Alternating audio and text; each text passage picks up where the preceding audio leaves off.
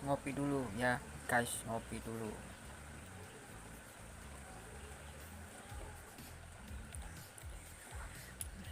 Selamat sore buat teman-teman sahabat-sahabatku dimanapun berada. Selamat beraktivitas ya. Bagi teman-teman yang melakukan aktivitas seperti biasa, tetap waspada dalam pekerjaan dan tetap patuhi prokes kesehatan 5M ya dari pemerintah, tentu untuk kepentingan kita dan kepentingan bersama.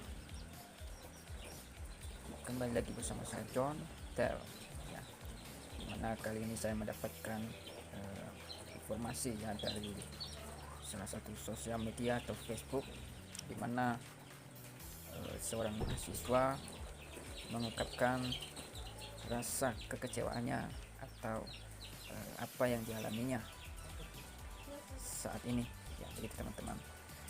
Jadi saya dapatkan dari akun atas nama Kristoni Duha ya. Nanti linknya nanti ada di deskripsi ya teman-teman. Di situ bisa dilihat video lengkapnya apa yang disampaikan di dalam video tersebut ya. Tapi saya mengambil inti dari ungkapan atau pernyataan yang disampaikan oleh saudara kita itu ya. Di dalam video tersebut mengungkapkan ya, perasaannya atas surat SK yang diterimanya tentang nilai E ya yang didapatkan dan pemecatan sekaligus ya dari status mahasiswanya di salah satu universitas Nias Raya ya. Di dalam video tersebut juga dia menanyakan kepada oknum ya, dosen, tentang keputusan yang diterimanya ya. Di mana oknum dosen memberikan nilai E dengan alasan yang tidak jelas ya. Tentunya masih bertanya-tanya ya oleh saudara kita ini ya. Kemudian oknum dosen itu kalau kita perhatikan menuduh saudara kita K2 ya, bahwa alasan pemecatan saudara kita ini ya telah melakukan kekerasan verbal dan penghinaan ya kepada oknum dosen ya. Padahal pengakuannya sendiri tidak melakukannya sama sekali, karena menurutnya itu tidak pantas atau tidak beretika ya. Bahkan oknum dosen tidak memaparkan ya atau menyampaikan sosialisasi atau kode etik kepada siswanya ya. Ya, dalam video tersebut saudara kita K2 menanyakan siapa dan kapan melakukan kekerasan verbal atau penghinaan yang dilakukannya seperti yang diklaim oleh oknum dosen tersebut ya. Kemudian selanjutnya K2 telah mencoba menanyakan langsung kepada oknum dosen di suatu ruangan kerja ya, atau di ruangan lain. Namun oknum dosen tersebut tidak menanggapi ya, tidak merespon, malah mengalihkan isu lain, yaitu masalah pakaian atau jaketnya pada saat perbincangan itu ya.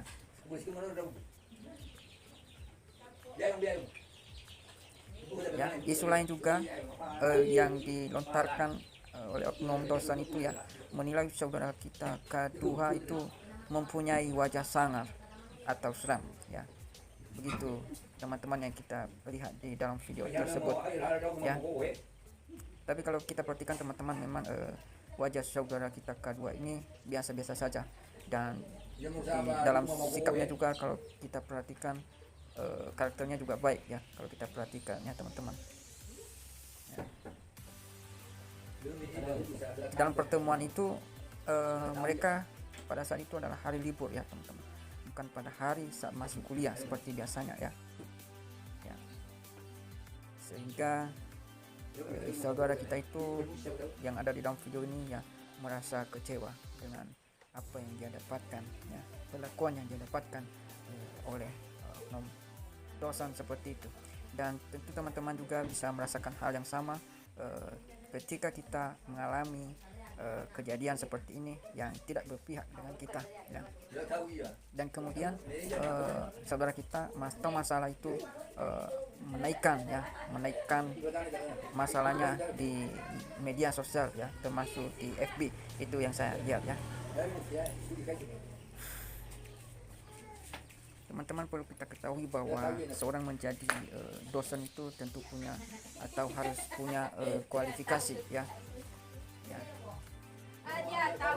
Kualifikasi akademik ya, harus punya kompetensi ya, sertifikat pendidik ya, sehat jasmani dan rohani ya. Itu harus punya kualifikasi seperti itu. Tapi kalau kita perhatikan dalam video tersebut, oknum dosen ya sepertinya kurang sehat ya dalam segi rohani ya, karena di dalam kesehatan rohani itu perlu ada sifat-sifat atau sikap yang mempunyai rasa kasih ya, seperti itu teman-teman.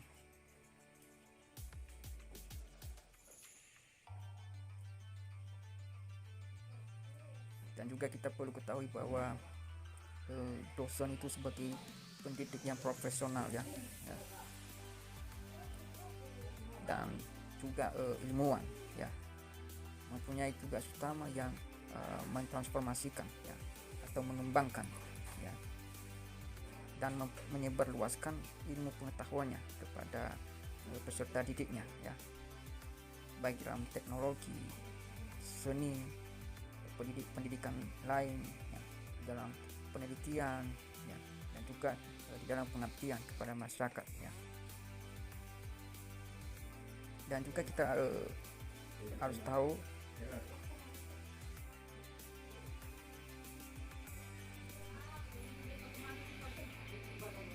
ya, kita perlu perhatikan juga teman-teman bahwa setiap dosen itu punya prinsip ya, memiliki bakat ya, memiliki minat ya, panggilan jiwa, dan juga punya idealisme ya.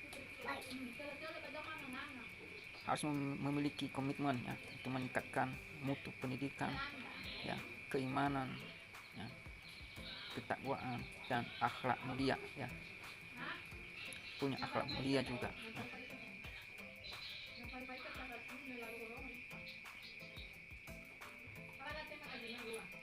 Tentunya punya tanggung jawab ya atas pelaksanaan tugas keprofesional ya, yang dimilikinya.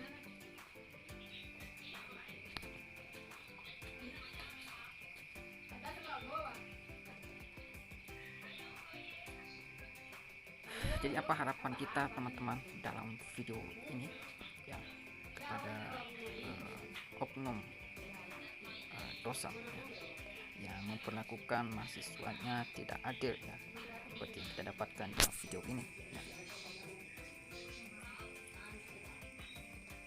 Tentunya kita berharap ya, agar dosen tersebut ya, bisa melaksanakan pendidikan yang baik ya, penelitian yang baik ya, dan pengabdian kepada masyarakat yang humanis ya, merencanakan sesuatu program yang membangunnya ya.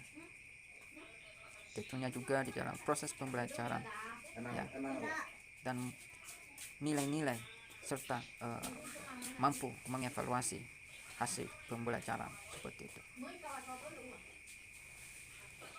Dan juga harus bertindak secara objektif dan tidak diskriminatif ya, atas dasar pertimbangan baik itu agama, jenis kelamin, suku, ras ya, kondisi fisik.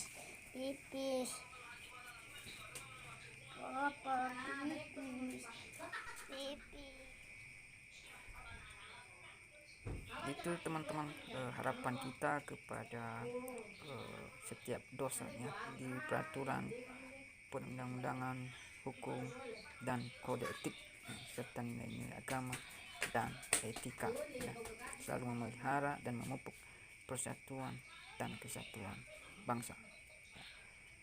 Seperti itu teman-teman, itu harapan kita ke depan. Baik, itu saja yang bisa saya sampaikan buat teman-teman dimanapun berada. Semoga kita tetap sehat dan dilindungi dari Tuhan yang Maha Kuasa ya. Dan dalam permasalahan ini yang kita ambil adalah pendewasaan diri, dan agar tetap berhati-hati dalam mengucapkan sesuatu atau menyampaikan sesuatu, baik kepada perorangan ataupun kepada pihak atau publik, elemen masyarakat, dan dimanapun kita berada. Demikian, terima kasih, salam beretika, dan salam pendidikan merdeka.